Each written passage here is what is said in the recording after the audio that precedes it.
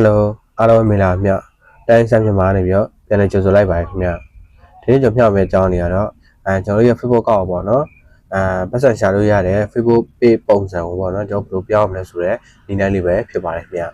ဒီနေ့လေးကိုမသိတဲ့လူကတော့ကျွန်တော်ဗီဒီယိုကိုစုံထိကြည့်ရှုပေးပါခင်ဗျဒီဗီဒီယိုလေးစတင်ပြီးကျွန်တော် channel လေးကိုလည်း like subscribe လေးညှိပေးကြပါဦးခင်ဗျဒါဆိုရင်ကျွန်တော်ဗီဒီယိုလေးကိုစလိုက်ရအောင်ခင်ဗျဒီဥဆုံးကိုယ့်ရဲ့ Facebook ကောက်တဲ့ကိုဝင်လိုက်ပါပေါ့နော်ကျွန်တော် Facebook ကောက်တဲ့ရောက်ပြီဆိုလို့ရှိရင်ကျွန်တော်ညာဘက်ထောက်ကမီနူဘားတိုင်းလေးကိုကျွန်တော်နှိပ်ပါခင်ဗျာပြီးရင်ကျွန်တော်တို့ကိုယ့်ရဲ့ profile လေးကိုဝင်ပေးပါခင်ဗျာ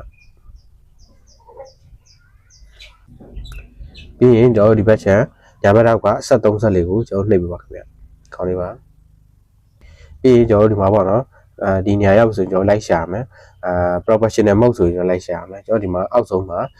turn off professional mode ဆိုပြီးပေါ်တော့ပေါ့နော်အကောင့်လေးကိုကျွန်တော်ဖွင့်ပေးရမှာဖြစ်ပါတယ်ကျွန်တော် turn off ဆိုလေးကိုကျွန်တော်နှိပ်ပေးပါခင်ဗျာ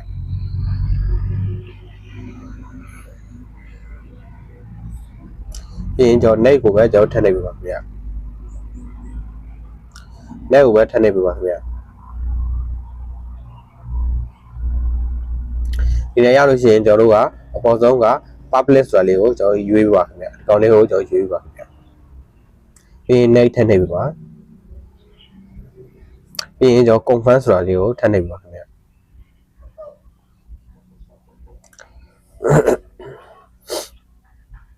ပြီးရင်ကျွန်တော် net ကိုပဲထည့်နှိပ်ပေးပါ net ကိုပဲထည့်နှိပ်ပေးပါခင်ဗျာဒါဆိုရင်သူက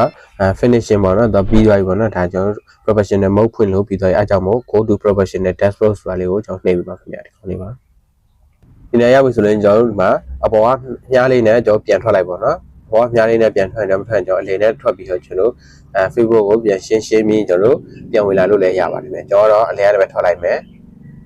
ပြီးရင် Facebook ကိုရှင်းထုတ်လိုက်မယ်ပြီးရင်ကျွန်တော်တို့ Facebook အောက်လည်းပြန်ဝင်လိုက်မယ်ကျွန်တော်ညာဘက်တော့ menu bar တိုင်းနှိပ်မယ်ပြီးရင် profile ထဲဝင်လိုက်မယ်ဒါဆိုရင်ကျွန်တော်ဒီမှာကိုယ့်ရဲ့ Facebook ကောက်ကဒီမှာdashboard ပွင့်သွားပြီပေါ့နော်ကိုကမကြိုက်ဘူးပြန်ပိတ်ချင်တယ်ဆိုရင်ကျွန်တော်အဲ့73ဆက်ကိုပဲနှိပ်ပါပြီးရင်ကျွန်တော်ဒီမှာturn off professional mode ဆိုတာလေးကိုထပ်နှိပ်ပေးပါခင်ဗျကောင်းတယ်ပါပြီးရင်ကျွန်တော် connect news ဆိုတာလေးပဲဆက်နှိပ်ပေးပါခင်ဗျ